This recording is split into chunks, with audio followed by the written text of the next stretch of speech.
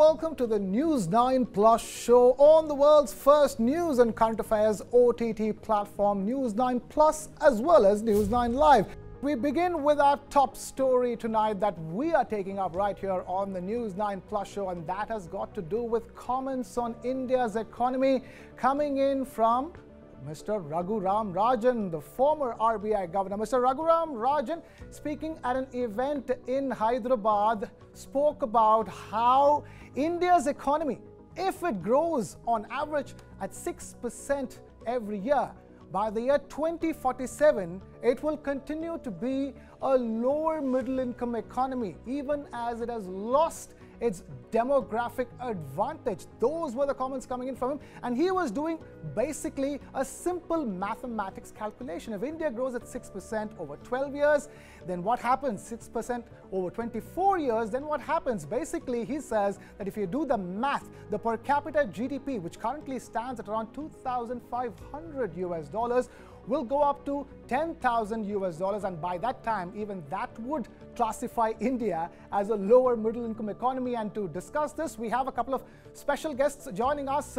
We have Mr. Sujan Hajra, Executive Director, Chief Economist, Anand Rathi, and we have Mithali Nikore, founder and chief economist at Nikore Associates, joining us. Thank you, both of you, for taking time out to be with us. We're also being joined by my colleague Karthik Malhotra in the studios. Karthik, great to have you here in the studios with us. Let's begin by putting things into context. Mr. Raghuram Rajan was doing a mathematical calculation at best. That's not really a projection into where India is going to be 24 years down the line. Hi Krishna, good to be here. Well, I think Mr. Raghuram Rajan cannot be doubted on the math. I think the simple rule of 72, which says that anytime your rate of growth into number of years equals 72, is when you double as an economy. Now, if you look at India's current state of the economy, by close of this financial year, we are supposed to be in the range of about 4 trillion thereabouts. 12 years from now, that number should become 8 trillion. Add another 12 years to that, we should be at about 16 trillion. So there is one CAGR, the computed average sort of growth rate, basis which India's 16 trillion, 20 trillion, 30 trillion dollar, these numbers can be arrived at. He's using the same math pretty much to also arrive at the per capita GDP or per capita income in this case. Yes. Even that quadrupling, going fourfold to $10,000 is something which in any case will have to be deflated using inflation. We can't assume that inflation rate is going to be what it is today. Inflation is also going to add up year on year. Yes. So mathematically, I think there is nothing yet to doubt Mr. Raghuram Rajan on. Okay, nothing to doubt, Mr. Raghuram Rajan. Let's bring in the experts, the economists. We have done our back of the envelope calculations just like Mr. Raghuram Rajan did. Mithali, you have a big smile on your face. I'm going to begin with you and then come to Sujan. Stay with us, Sujan. Mithali, talk to us. How do you view this, what can only be called as back of the envelope calculation by Raghuram Rajan of the Indian economy? So thanks a lot for bringing me into this conversation. And of course, I think Dr. Lamba is actually a friend. And, so I've been through some of their, materials and some of the books. So it's really great that we are discussing it. See, we have to look at 2-3 aspects about the Indian economy in order to actually comment on this calculation. At this point, the growth we are seeing is around 6 to 7%. Now, we don't know in the current, geopolitical sort of context, how is that growth going to go? It could be that we see much faster growth in a scenario where, the geopolitical tensions in other parts of the world worsen and India becomes even brighter as a global bright spot. Currently, a lot of FDI inflows are coming into India. We are seeing some of the highest levels of FDI inflows since 2013-14 coming into India. Nearly $100 billion have come in just in the last 2 years. So that is a very important indicator. The second thing is, when we talk about growth, we have to also talk about inequality and how that growth is distributed. So see, he's talking about per capita income. He's talking about the fact that your per capita income, because it will remain low, it will still continue to be, India will still continue to be a lower middle income economy. This is where we need to see more work. We know that investment is coming in. We know that, this wealth is coming in. India is a global bright spot, but how are we distributing that wealth amongst the different categories of, our people? is really what is going to determine whether we are a lower middle income economy or a higher income economy. And the third thing, which I think everyone is ignoring, sorry, I'll just complete that. Third thing, which everyone is ignoring, I just want to throw it in the beginning of this conversation, is the climate change, right? These conversations do not take into account the impact of climate change. It could be that, all the economies which are more impacted by climate change come down and then India comes out on top, or vice versa. So, a lot of these uncertainties to be taken into account. Okay. So obviously, that calculation is based on the fact that everything all remains same. So, Jan, that itself is being questioned and criticized, and also the questions regarding Mr. Raghuram Rajan and his own, political affiliations, if I may, driving his, intellectual thought process these days. That's also being questioned. People are asking, why don't you just declare which party you belong to, and then we better understand what you're trying to tell us. Because last time you said that there was going to be only 5% growth rate. Clearly, this year we're doing at least 7%. Quarter after quarter, we're doing 7.5%. So my question here is, how do you view this comment in the first place from an economist like Mr. Raghuram Rajan? So, as you said, the calculation he has done is a simple mathematical calculation, and there cannot be any doubt about the merit of that calculation. But here, first of all, you are assuming India will be growing at 6%. And then you are assuming a certain level of population growth, and you are assuming a certain level of inflation and all those things. So I'll just give you an example. If you look at from when our per capita income was $250 US dollar, and from there when you had to go to double that amount, that $500, it took us 22 years. Right now, if you look at since then, we are doubling our per capita income between 5 to 10 years. So what initially took us 22 years to double, we are doing it within 5 to 10 years. This is point number one. Point number two, let's try to do also a back of the envelope calculation. Let's assume if India, my sense is that India is more likely to grow by 7% CAGR. So if you look at a 7% CAGR, and if you look at a population growth which is pretty much close to 1.1%, so going forward it could be 1% also. So you are talking about per capita real GDP growth of about 6% per year, pretty close to 6% per year. Obviously, if you grow by 6% per year, that means you will double the amount within this 5, depending on how the cycle is. 5 to 10 years is the period, closer to 10 than 5, within which you can double.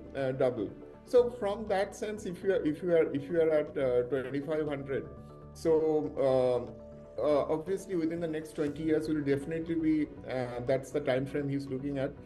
Will be upper middle class by that time. So my calculation suggests using his own methodology, and if we put the mathematics the way India is behaving right now, we should achieve a higher middle income status by latest by 2040. Okay, that is actually puts the clock back even further. You was talking about India becoming a lower middle income economy by 2047. Mithali, if I were to bring this back to you, before that, Karthik, what is your thoughts at this stage on how there are 2-3 different back of the envelope calculations going around? Clearly, Mr. Raghuram Rajan's comments can be taken, as gospel of truth, as to that's the only reality. There's so many more factors going into even how you do a back of the envelope calculation. So, Krishna, I think he's taken that safe territory of 6% growth rate, right? Okay. There are going to be years that we will achieve a higher than 6% growth rate, and that is something that we have already seen. Hopefully, in this financial year, we will be growing faster than 6%, right. Perhaps a 7% like the RBI has projected. There should come a time in the next 23-24 years where for a sustained period of time we are able to hit double-digit growth as well. Okay. Now look at it in the context of China plus one, the growing distrust on China, right. And hopefully some manufacturing, including some very critical manufacturing of semiconductors, moving to India. Will India get that manufacturing advantage and go faster for a few years? India should. But it's can we in 20 years, you're right, but can we in the next 20 years, 25 years, rule out a few more, at least a couple of more black swan events like we've seen, either a global meltdown which has a direct impact on India, or perhaps, another COVID-like, pandemic-like situation where growth across the world stumbles. So an average of 6% growth, I think, in the given sort of foreseeable, understandable geopolitical arena seems like a safe, yet I would say a very normalized, very a natural growth rate, not overly positive, not negative. So I think 6% seems like a good number to go with. All right, and with that 6% number, Sujan says that we will still end up being an upper middle income economy by 2047. It's just that you've used the same percentage figures, but your outcomes are different, isn't it, Sujan? So I think, Sujan, are you looking at inflation numbers, a little more optimistically? Is your calculation suggesting that inflation may not be discounted at, let's say, 6%, 7%, and India's inflation is going to be perhaps, lower single digits, 2%, 1%, like the developed world, and hence the impact on growth is going to be far more pronounced when it comes to per capita income? I'm telling the calculation is simple. I'm not taking inflation, I'm taking a real growth rate. So if you put the real growth rate closer to 7% and population growth of 1.1%, that means per capita real growth will be about 5.9%. So closer to 6%. Even if you conservatively take 6.5% GDP growth from this point onwards, and population growth of 1.1%, then also you are talking about a 5.4% per capita income growth. Remember, between 2001 to 2015, China's US dollar GDP was growing at 16.6%. India's US dollar GDP was growing at 9.9%. So even if we don't say what China did during that period, we just do what India did in that period, then 9.9% dollar GDP growth, and again at that time the population growth would have been 1.3%. So in dollar terms, our per capita income was growing 9.9% minus 1.3, which is about 8.6% kind of a growth. So there is no reason why we can't do that going forward also. Right. And in that case, as I said, we will be a higher middle income country by 2040. Mithali, would you concur with that? Clearly, he is not concurring with Mr. Raghuram Rajan and his hypothesis of where India's income levels are going to be, and he's, predating it, saying that we will become an upper middle income economy by 2040. Your take? So thanks a lot. So I haven't looked at either of those, calculations. So I won't say which one makes sense or not. But at this point, of course, the 2040 numbers make sense to me on your show. But of course, I would have to study them in order to take an expert, point. But I want to just change this conversation away from these numbers. Whatever numbers we have, whether we achieve by 2040, 2042, 2045, who do we want to be as a country? What kind of middle income country do we want to be? Do we want to be a country where, we have the benefits of growth that are widespread? Or do we want to see the kind of income inequality that we are, currently seeing? And I think this is going to be the crux of where we end up and how soon we achieve middle income status.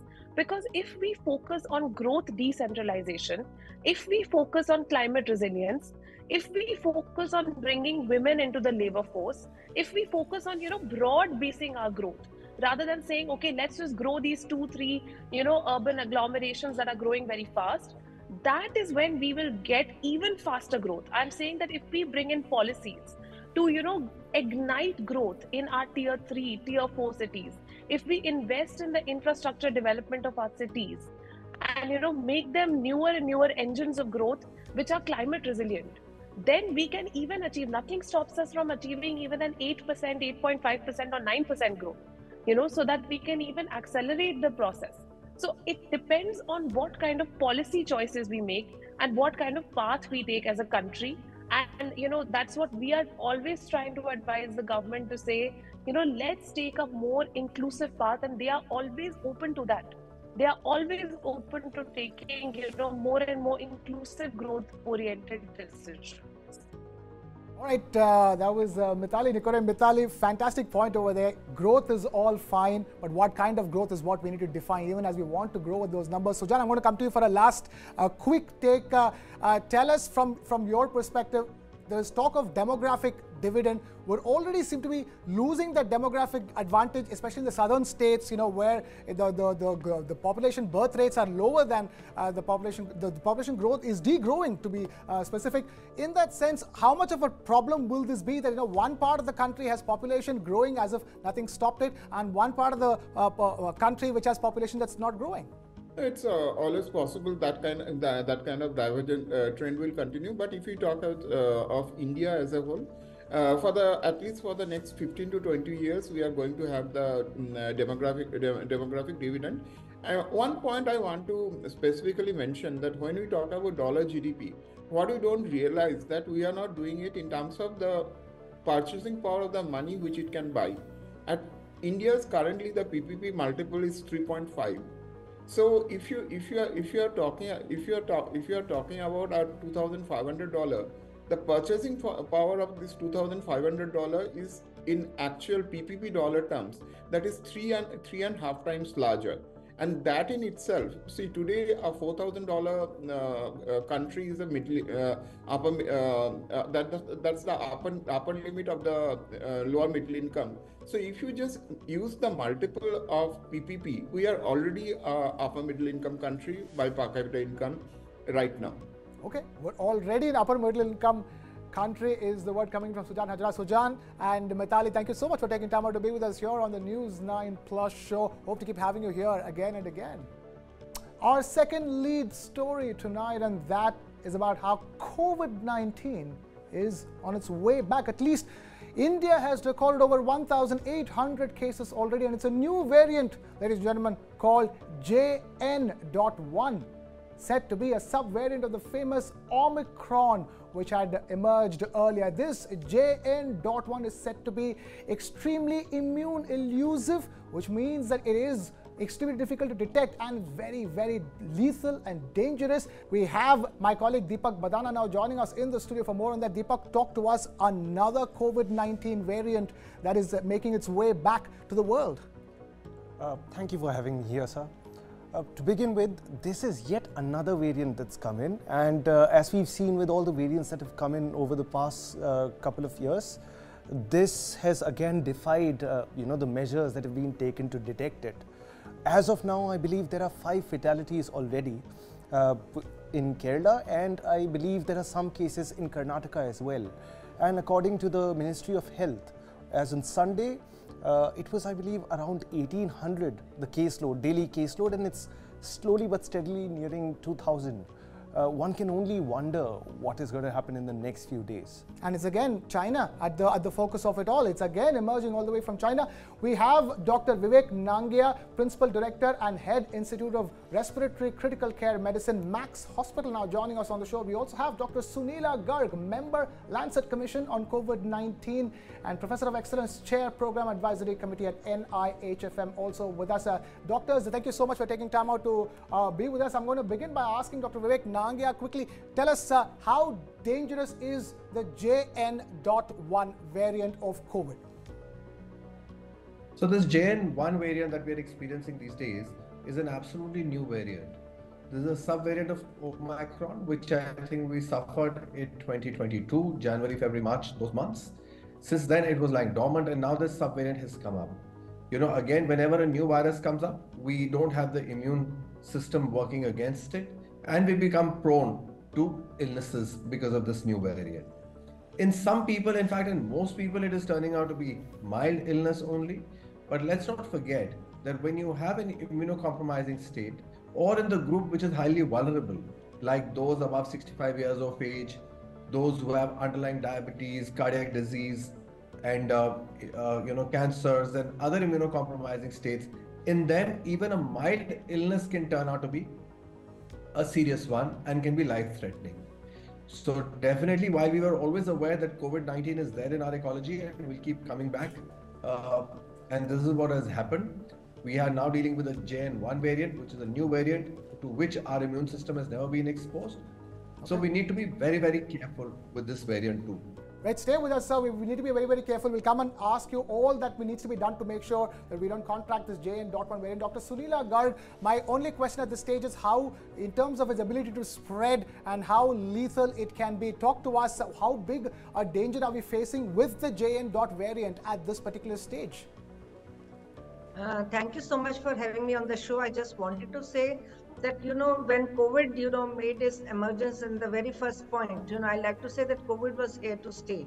And only thing is, when virus is here to stay, we have to remember that virus will undergo mutations. And this is one of the mutations of, when we say BA.2.86. And, this is, as of compared to the earlier mutations, this is the mutant which has got to be monitored very carefully, because it is, quite capable of, evading our immune responses as well. So I think we need to be vigilant, because we detected it as one of the mutations under surveillance, by INSACOG. So this is where we need to be, quite cautious, because as was pointed out earlier also, that people who are immunocompromised and all, or elderly, they need to be more vigilant. And as it is, we always say that, we need to follow more of preventive strategies as of mass cultures and all that. We need to be always keeping that in point. So, as this mutation is, supposed to be, as of now, it shows that, it is capable of infecting large number of cases. So that's where, and our borders are very porous. So we need to be very vigilant. We need to be extremely vigilant is the word coming in from Dr. Sunila Garg. Stay with us. Dr. Nangia, you were telling us, how do we guard ourselves against, what is the best way? Is it or is it time to ring the alarm bells across, health facilities in the country and, state health organizations across the country to ensure that we contain the spread of JN.1 within India? Yeah, absolutely. I think time has come. We need to go back to our COVID-19 etiquettes and COVID-19 behavior. I think it reminds me of that jingle where, which we used to hear so very often on the FM, on any station of FM, in fact, that do gaz duri, mask hai zaruri. So I think we need to go back and remember all those times when the entire country was devastated with the COVID-19 virus. So we need to prevent that, prevent ourselves from reaching that stage once all over again. So first of all, maintaining safe distance, hand hygiene, using mask, avoiding going to all these overcrowded places. This is also the time where Christmas is coming. There'll be a lot of festivities around, marriages happening, malls will be crowded. So you need to avoid all those things. Apart from that, vaccination is something that I would strongly recommend, that you should go in for COVID-19 vaccine. Also, at this time of the year, the influenza is also very common. So there's no harm in taking the flu shots also, especially by the vulnerable group. So these are all the precautions possibly that you can take, especially people who are traveling from abroad. They need to be especially careful, because they are the ones who are more likely to get the virus with them. One more thing that I'd like to highlight here, that if anybody has a cold and cough, the first thing they should do is isolate themselves from the rest of the family. By this, they are not only protecting themselves, but also protecting the others from catching the same infection. This is more of a social responsibility, I feel, that we should all carry out if any one of us was to develop a cold and a cough. Right. Dr. Nangia, the only question I have to ask is that, at Max Life Hospitals, have you already been preparing, knowing the fact that the situation is only going to keep, the number of cases are only going to keep increasing? Are you already preparing, with terms of oxygen cylinders or beds? So as far as oxygen is concerned, we have our own plant now, so that is not a problem at all.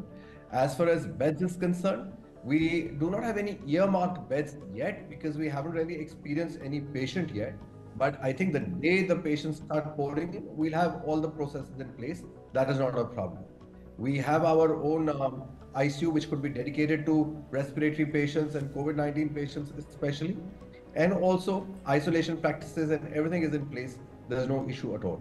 Dr. Sunila Garg, tell us in terms of what needs to be done at the state government level and the central government level. You have Kerala's health minister saying that it is not a cause of concern when the maximum number of cases have been detected in Kerala. So tell us in terms of government action, what needs to be done when it comes to combating JN.1?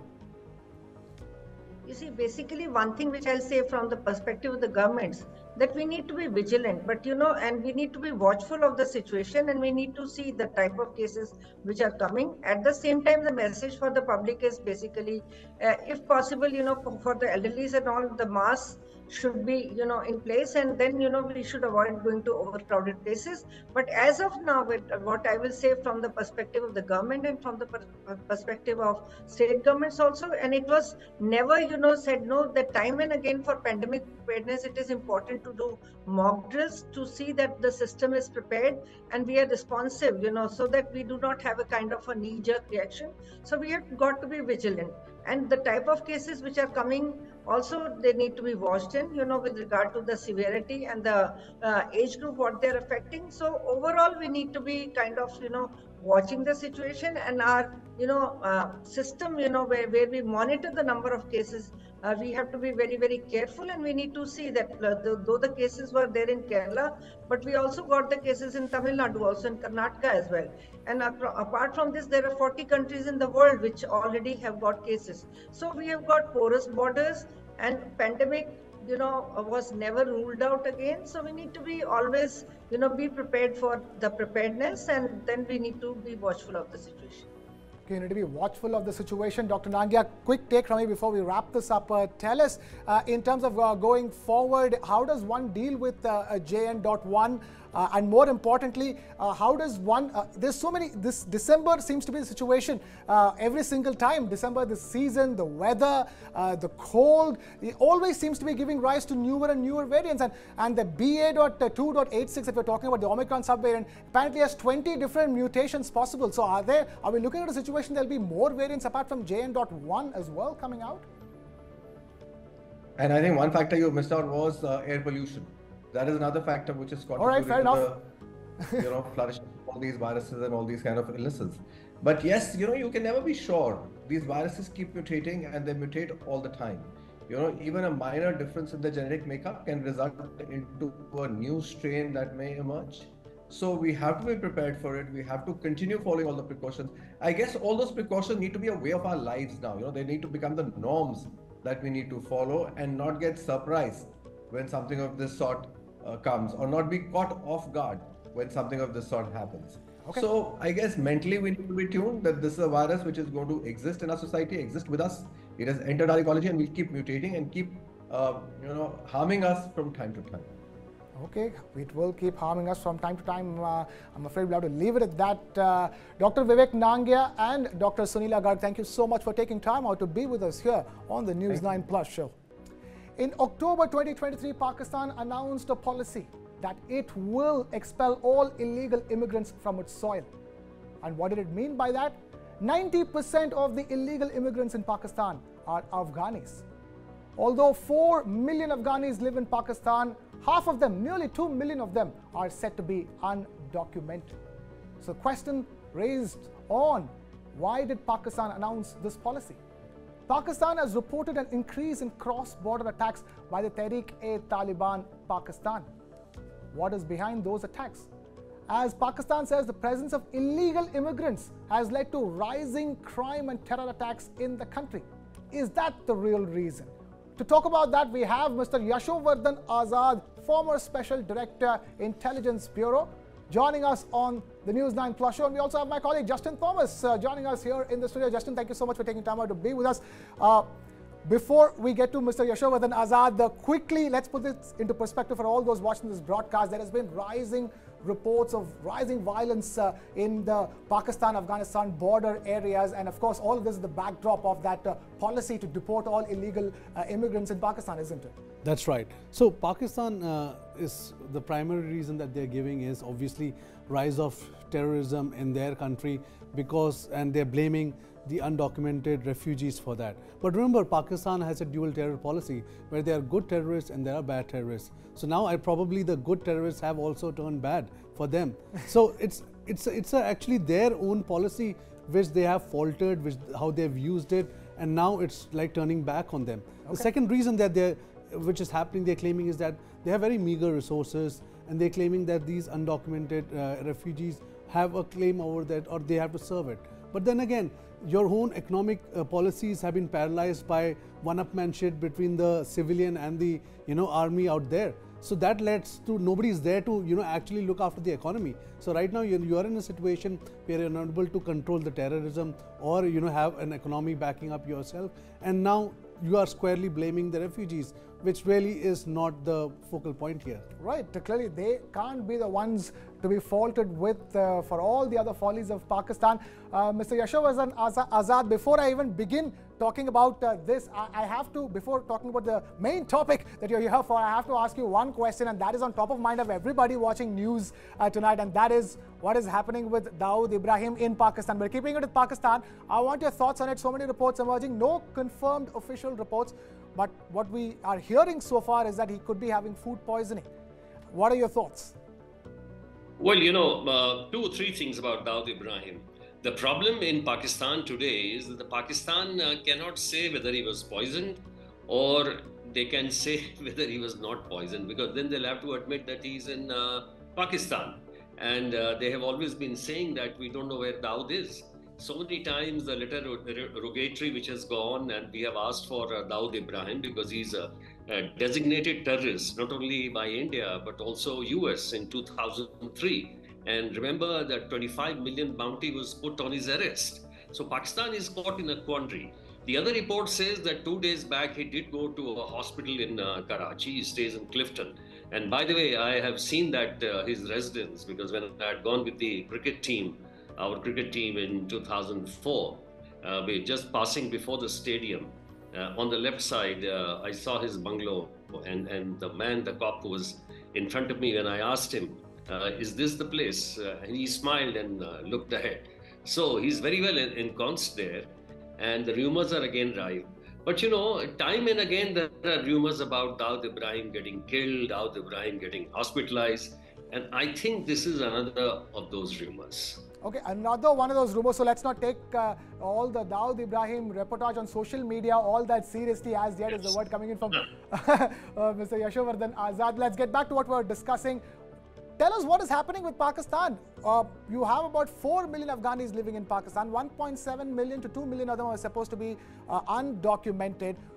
Rise in violence in the Khyber Pakhtunkhwa province. How do you view Pakistan's own claim that it is doing it because of Tehreek-e-Taliban Pakistan, which is leading to the rise in violence within Pakistan? You know, Pakistan has got a very feeble excuse that it is because it's moving the immigrants out of Pakistan. Because mind you, Tehreek-e-Taliban has come up with a avowed aim of establishing a more pure form of Islamic regime in Pakistan. And right from the Peshawar incident in 2014 to way down, there are so many incidents by the Tehreek-e-Taliban Pakistan. So obviously this is not really the... But what has happened is that there has been a reorganization in this TTP, and after Mahsood is leading it, they've got all the people from that tribal belt. So because it's become a very strong, cohesive unit. I mean, all the Talibans have sort of coalesced under this, and therefore the attack on that day was audacious. And this shows their strength for the simple reason the explosive used were to the amount of 100 kgs, and it just blasted through and led to about 23 deaths. The issue is not really of removing the migrants. The TTP has its grudges throughout all these period, and has been attacking Pakistan at various where it has hit the most in that area which is their headquarters. The other day you remember they had attacked a security convoy. So that shows their ability, and Taliban has never made a statement or anything of this kind about the movement of the migrants or etc. That line is very vulnerable. That line is being contested. Afghanistan is not happy at all for various reasons, and you and I know the kind of things what happened at the installation of the Taliban regime in Afghanistan. Exactly. So now, yes, there is no cooperation, and this is going on in full swing.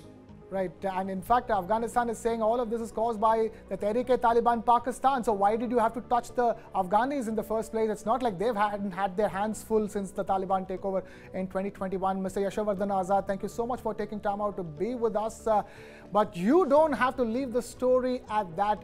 You can watch News9 Plus documentary, our documentary on the same subject and many more on the News 9 Plus app. Make sure you download it from the App Store or the Play Store. But for now, thank you so much for watching. This is Krishna Kumar signing off.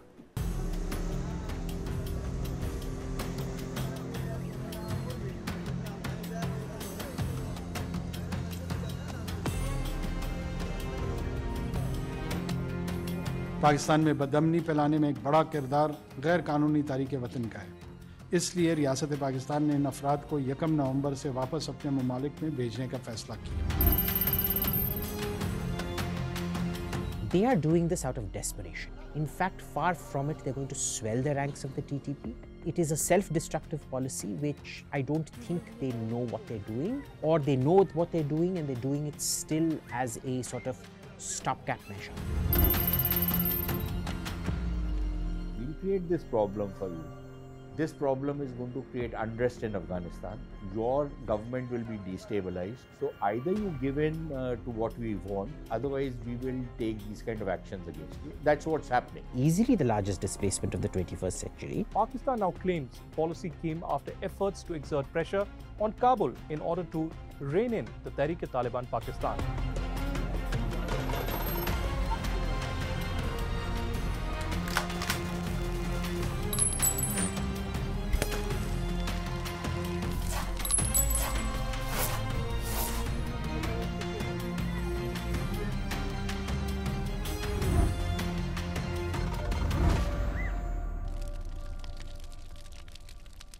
News 9 Plus. Download now.